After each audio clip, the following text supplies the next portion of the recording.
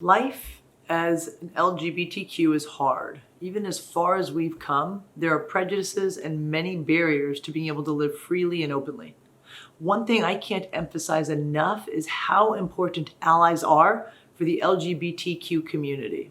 To feel understood and safe in our own circle of people is so powerful, especially given that the world is not yet that soft place for us to land, or even a safe place for us to exist. Being an ally is important for everybody, but it can be especially powerful if you're a person of power in someone's life.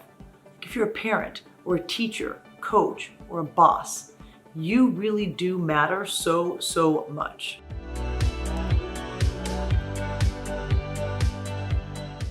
Hey, I'm Lori Sulpizio. I'm the director of the Conscious Leadership Academy at the University of San Diego. I'm a leadership coach and I work with all kinds of individuals and different organizations, all ages of people who want to be their best selves. I also identify as a lesbian and someone who is gender fluid, and so I'm deeply connected to the LGBTQ community. So we're going to get to the specific ways that you can be an ally. But it's also really important to have a bigger understanding of what it means to be an ally and why we actually need it. Because sometimes being an ally comes from your inner place of deep understanding for somebody else and what they're going through. So what's an ally? An ally is a person who has genuine concern for the well-being of a marginalized group of people. In this case, we're talking about LGBTQ people. Allies stand up for a person or a group who's the target of discrimination. And an ally accepts people, offers support, and then advocates for equality and fair treatment. Why do we need this? The world is still quite unkind to LGBTQ people. Being gay is still used as an insult. LGBTQ people face discrimination in healthcare.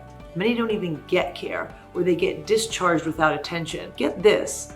As of 2018, 77% of LGBTQ teenagers reported feeling depressed. 70% feel frequently hopeless. Only 26% of kids who identify as LGBTQ feel safe in their classrooms, and only 5% say all of their teachers are supportive. 48% of teens that are out to their parents say their families make them feel bad for being LGBTQ. Are these statistics making anyone else wonder what the heck is wrong with our world? We need allies, and LGBTQ kids need allies. Your coworkers need allies, and here's what you can do to become one. All right, first, speak up. Find that voice with your relatives, with the women in your yoga class, with the men at your office. Find your voice with your friends, your family, and your colleagues. When you hear people using the word gay as an insult, call them on it. Ask them, why are they using that word as if it's a bad thing? Tell them clearly it's not okay to do that. Let them know that someone who is gay could be listening, and how might that make them feel? Oh, we're just joking, people often say after making homophobic remarks or using gay slurs. Speak up and tell people that it's not a joke and there isn't anything funny about demeaning an already oppressed group. These are hurtful words and they have a harmful and painful impact. It's hard to do this in the moment, so no, you don't have to be perfect or have that great comeback or know exactly what to say. In fact, just saying something like, wow, that's not okay, makes a powerful statement. Okay, number 2, don't assume heterosexuality. This happens at an unconscious level for most of us because we're built to assume that everybody is heterosexual. It's the normative state or status of how we think about relationships and sexuality. This isn't any one person's fault. We're given messages everywhere we look that heterosexuality is the norm. And the problem is that that idea then translates to thoughts and actions that are difficult for the LGBTQ community. So for example, when you're asking somebody about their relationship or who they're interested in, keep it open. Don't ask your daughter if they have a boyfriend or if there's a special boy in her life. Don't immediately ask boys, do you have your eye on a pretty girl? Try instead to say, is there anyone special in your life? Do you have your eye on someone at school? This is so important when we talk to young people and teenagers because we immediately speak to them as if they're heterosexual. Pay attention to this. When your friend comes and talks to your kids, when relatives and aunts and uncles and grandparents come in and address your kids and ask them about their lives, most people operate with a heteronormative idea. And whether you intend this or not, it gives kids the message that they should be heterosexual, and being lesbian, gay, bisexual, pansexual, or any other sexuality is not even an option. Another way, when you're talking about your kid's future, don't assume the girls are going to have a husband and the boys are going to have a wife. In fact, when you're talking to them, say, hey, eventually when you get married, you'll want your husband or your wife to support you. Even if that throws them and they say, hey, mom, I'm a boy, I'm going to have a wife, fine, let them say that. But this makes it clear to them that you can have a husband or a wife, that people in general in the world can have husbands or wives. And not only do we support it, but we embrace it. It's also true when talking to peers, your colleagues, the people in your life. They may not be ready to come out to you, but you can give them hints that you're going to be a supportive friend. Third tip, to be an ally, support their coming out process. We know that life is so much better when it's lived outside the closet, but there are a variety of reasons that people believe they need to stay in that closet. You have to remember that coming out and publicly stating that your sexuality is something other than heterosexuality is an incredibly individual process, and it's a difficult one. Even if you think you've been the most supportive friend in the world and you've provided all the hints that you know they're gay and that you're gonna love them for that exact reason, remember, we get messages from everywhere, and those messages make it very clear that being gay, lesbian, trans is not really welcome in our society. For starters, it was only 6 years ago that same-sex couples could have a federally recognized marriage. And there are still religious organizations that explicitly proclaim that marriage is between a man and a woman. Do you know the worst year for anti-LGBTQ legislation and policy? 2021. That's right now is poised to be the worst year for us in decades. There are bills trying to be passed to prevent schools from talking about LGBTQ people or teaching anything related to sexuality or gender in the classroom. And the legislation against the trans community? I mean, I'm sad to say that there are too many across too many states to mention. So with all this happening, is it really a surprise why someone wouldn't come out of the closet? Remember, it's not up to you to tell someone when to come out. Even if you know you will love them and be their biggest fan and their life might be better for it. It's also not up to you to out anyone, ever. There's been a reframe actually around coming out, and that's inviting in. When someone comes out to you, they're inviting you into a very vulnerable part of their life. It's a privilege you've been given. And likewise, to be an ally, think about how might you be inviting to the LGBTQ people in your life. Remember, you don't have to be perfect. Be honest, ask questions, take a genuine interest in who they are and what their life is like, what their coming out process is like, how it feels for them.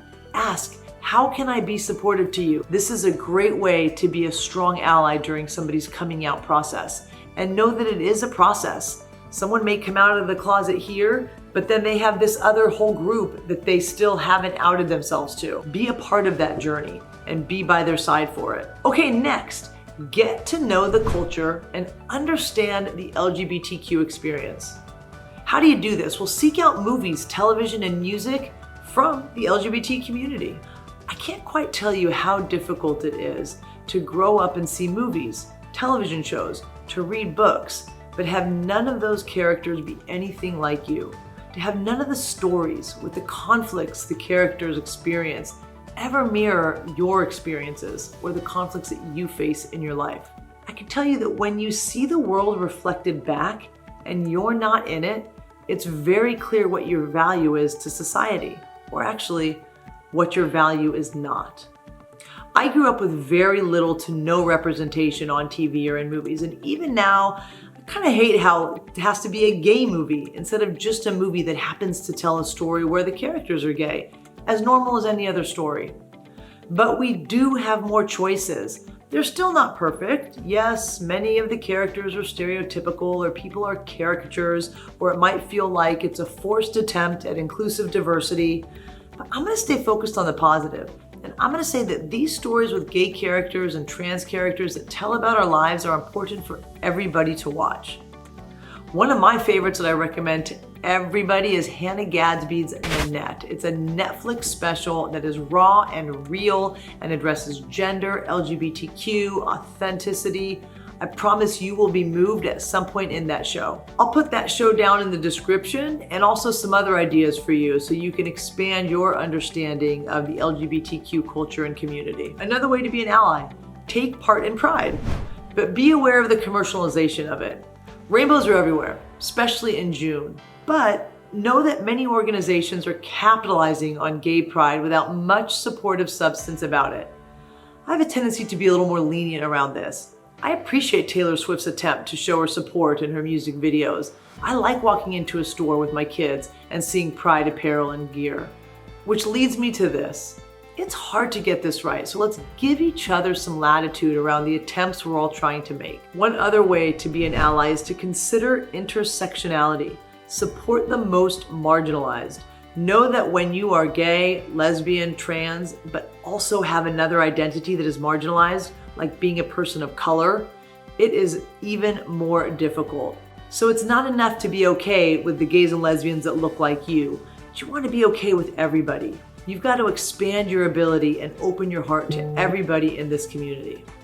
So here's the big one and a huge way that you can help yourself being an ally. Do your own work.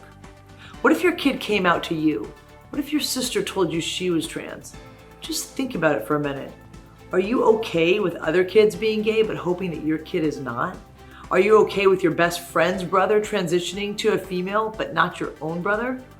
If so, then you've got your own work to do. How deep into the heteronormative ideas are you in your head? How many gender stereotypes do you adhere to in your own life? If you've got the thought that it's okay out there, but not in my house, then you've got some of your own work to do. What does that work look like?